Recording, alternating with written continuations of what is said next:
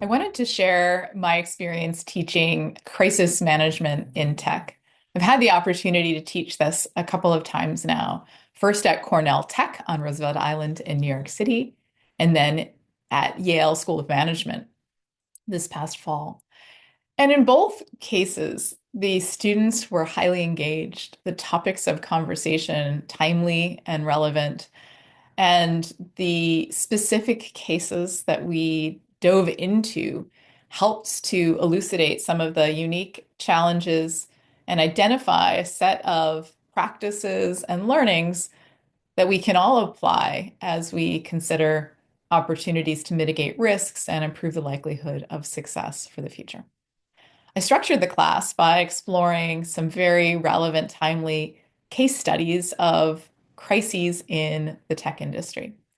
We looked into product failures like the Samsung Galaxy Note 7 that exploded in some people's pockets, and how Samsung actually responded to that crisis with a massive recall and root cause analysis and a set of practices that they implemented to improve the reliability of all their products going forward. Talked about the Boeing 737 MAX failures of several years ago and that have continued more recently, and what contributes to issues and concerns there, what impacts that has to customers, to investors and shareholders, to employees, to the reputation and value of the company in the marketplace, and what can be done from a culture to a set of oversight and governance practices and more to recover as well as to prevent such issues for the future.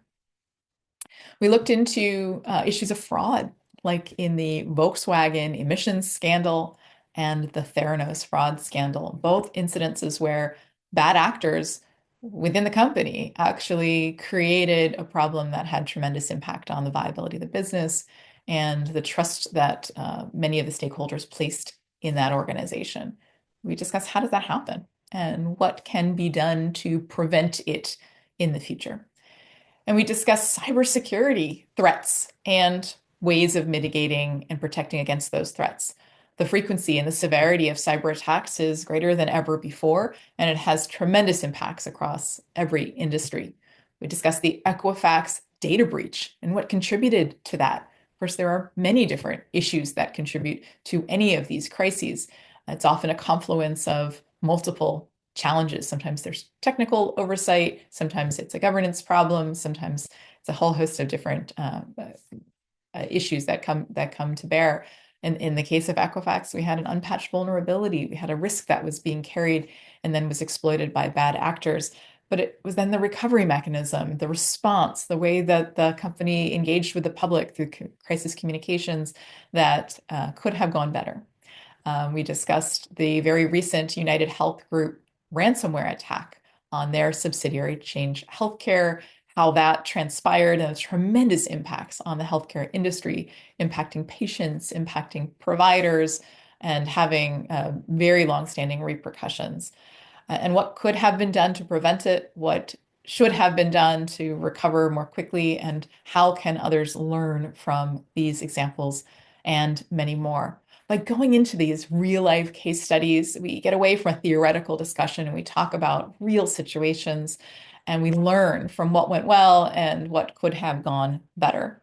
And then we discuss enterprise risk management, root cause analysis, learning from incidents, business continuity planning, crisis communications, providing psychological safety, creating environments that are blameless cultures, and many more practices that will help these students who are going out into the professional landscape be thoughtful about ways in which they, as leaders, can help their organizations and their businesses be robust against risks and threats, to be better prepared to handle crises and manage through those effectively, and to recover in a speedy and thoughtful way, to be empathetic about the impacts of these challenges, and to be proactive wherever possible in preventing or preparing for challenges that will inevitably face any organization of any size.